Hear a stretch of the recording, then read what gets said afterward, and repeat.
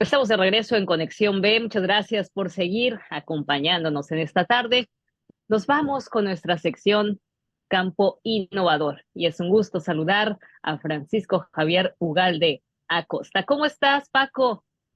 ¿Qué nos traes para Hola, esta tarde? Muy buenas tardes. hola, buenas tardes Laura, pues primero gusto Hola, saludarte, estábamos comentando antes igualmente. de que ya tenemos unos 3 añitos que no nos vemos personalmente. Un tiempo. Sí, sí, sí, Bueno, pues ya algo. Y un así es, gusto estar nuevamente aquí juntos, Paco.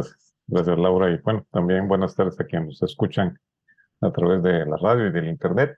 Y bueno, el tema es casi de compromiso cada año cuando empiezan las lluvias, que es una estrategia de prevención ante el próximo estiaje que pues, se va a presentar allá por finales del 23 y casi la mitad del 24. Precisamente esto va dirigido pues a los ganaderos y bueno, la intención es platicar y así como un recordatorio de que hay que hacer un silo forrajero con las abundancias que se pueden generar de forraje durante la temporada de lluvias. Y bueno, quiero comenzar diciéndoles que la palabra silo, pues es muy comentado, pero no sabemos el origen, porque quién fue el que le puso ese nombre. Y bueno, la palabra proviene del griego siros, que significa pues hoyo o agujero para conservar grano. Bueno, en ese entonces, pues así era la forma. Y bueno, anteriormente los hilos que conocemos aquí en nuestro país, pues eran precisamente hacer una cavidad en el suelo o otro tipo vertical, y por eso tenía este significado de agujero o hoyo. Bueno, el ensilaje tiene sus orígenes en la antigüedad y es mencionado en el Antiguo Testamento y era para almacenar forraje en pozos. La primera referencia oficial de la conservación de forraje verde mediante el proceso de ensilaje fue realizado en la Universidad de Cambridge en 1786. O sea, ya tiene varios siglos. Para quienes nos escuchan y no están relacionados con el sector ganadero, pues el ensilaje es la fermentación de los carbohidratos solubles, tanto de un grano o del forraje, que ocurre gracias a las bacterias que producen ácido láctico en condiciones de cero oxígeno. El producto final es la conservación del alimento porque la acidificación de este medio inhibe el desarrollo de microorganismos que pudieran echar a perder precisamente el forraje. Ahora, ¿para qué se ensila? Pues principalmente para aprovechar los excedentes de forraje que se producen en la temporada de lluvias. Y esto es para que cuando venga la época de escasez, pues tenga uno con qué alimentar al ganado. Y también, dependiendo del tipo de vegetación que se ensile, pues es el mejorar la dieta del ganado con efectos positivos en la producción de leche y carne. Laura, se estima que existen en el mundo 1 millón de silos, o sea, es una práctica que pues se realiza y que se conservan, según datos estadísticos, 100 millones de toneladas de forraje, mucho pasto almacenado, mucho maíz o sorgo. El ensilado es una práctica que va a ir en aumento. Desde el año 2019 aquí en México se ensilaron 16 mil millones de toneladas de maíz forrajero. Esto tiene un valor porque finalmente a la hora de aprovecharlo o algunos lo producen para venderlo, pues tiene un valor de 10 mil millones de pesos. Todo esto que se ensila, siendo el estado de Jalisco el que más aporta forraje ensilado con 5 millones de toneladas.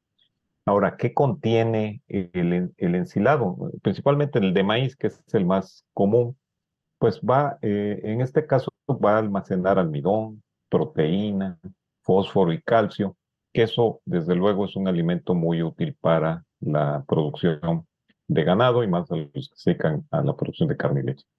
Ahora, cada año la época de ensilaje en México, pues, perdón, de estiaje en México se presenta en lugares desde diciembre a principios de junio. La severidad de este estiaje, pues se ha visto que ha sido más recurrente, pero esto está muy influenciado por los fenómenos atmosféricos de a escala mundial, que son el Niño y la Niña, que ocasiona variaciones en la temperatura oceánica y eso hace que a veces el estiaje se vuelva un poco más severo, Laura. Correcto, y sobre todo pues aquí en Veracruz que muchas veces hablamos de estos temas y sobre todo pues las altas temperaturas que hemos tenido, la ausencia de lluvias en algunas zonas, aquí mismo en el puerto de Veracruz y la región, vamos, y en ocasiones anteriores pues hemos hablado de esta necesidad de prepararnos y pues afrontar, vamos, todo, sobre todo aquí que tenemos los embates de los fenómenos naturales, el estiaje, vamos en la parte opuesta. Entonces es importante pues tomar en cuenta todo esto, Paco. Sí, tienes toda la razón, el término prepararse, y no solamente en el ámbito agropecuario, ¿no? Pues en todos los sentidos hay que Sí, prepararse. Afortunadamente, bueno, ya no es lo mismo hace 50 años que hoy.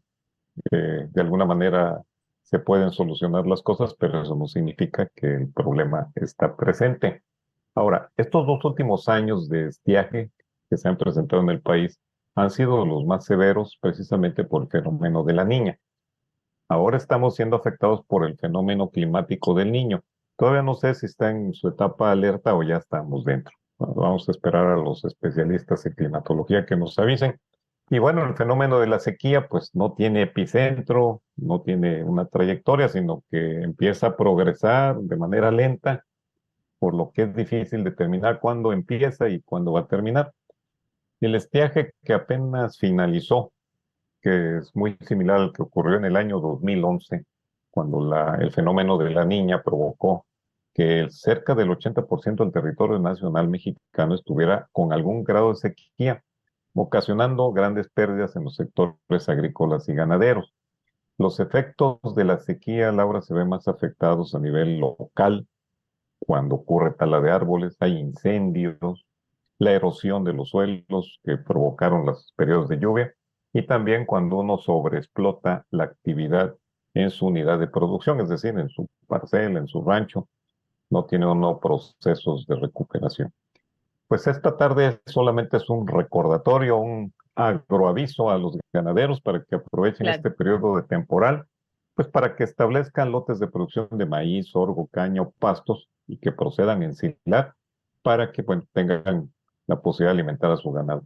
Un dato histórico, Laura y amigos de Conexión, desde 1955 al 57 se evaluaron los primeros pastos de corte y maíces mejorados en el campo Cotazla.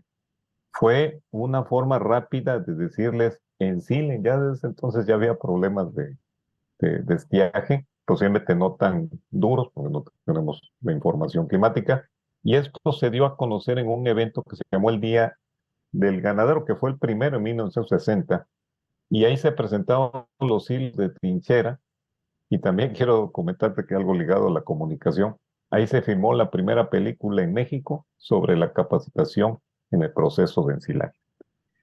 La mayoría de los ganaderos cuentan entre 10 y 50 cabezas de ganado, que pastan entre 15 y 30 hectáreas, dependiendo del número de ganados que tenga.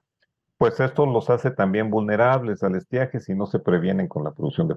Por tal razón es el llamado para que durante este periodo de lluvias producir y lleguen, la mayoría puede llegar a producir de 30 a 35 toneladas de forraje con mediana tecnología. Otro dato, 1 hectárea de silo con maíz o sorgo alcanza para alimentar 20 cabezas de ganado adultas de 300 o 500 kilos de peso por un periodo de 120 días, suministrando 15 kilos de silo diario. Y si todavía no se convencen, les doy otro dato a los ganaderos. El costo de 1 hectárea de maíz o sorgo para silo es de más o menos 20, 22 mil pesos, dependiendo de la tecnología que utilicen. Por lo que cada kilo de silo les podría costar 2 pesos. Esto evitaría que el ganado pierda peso, continúe produciendo leche, inclusive evitar siniestros como la muerte del ganado, Laura. Muy bien, Paco, y quien necesite esta capacitación, la asesoría, el conocimiento de ustedes, los expertos, ¿cómo los pueden contactar? ¿Cómo se acercan con ustedes? Bueno, yo preferiría que fueran al campo Cotazla y les podemos platicar sobre los maíces que han mostrado capacidad productiva para forraje, que no se enferman y que inclusive toleran también periodos de sequía. Así que ahí los esperamos en el campo. Y bueno, esto es un aviso preventivo para prepararse para el próximo estiaje que allá por 24 se presentará. Buenas agrotardes. Muy buenas tardes, muchísimas gracias a Francisco Javier Ugalde Acosta, investigador del INIFAP, Campo Experimental Cotaxla. Nos vamos al corte comercial y regresamos con más.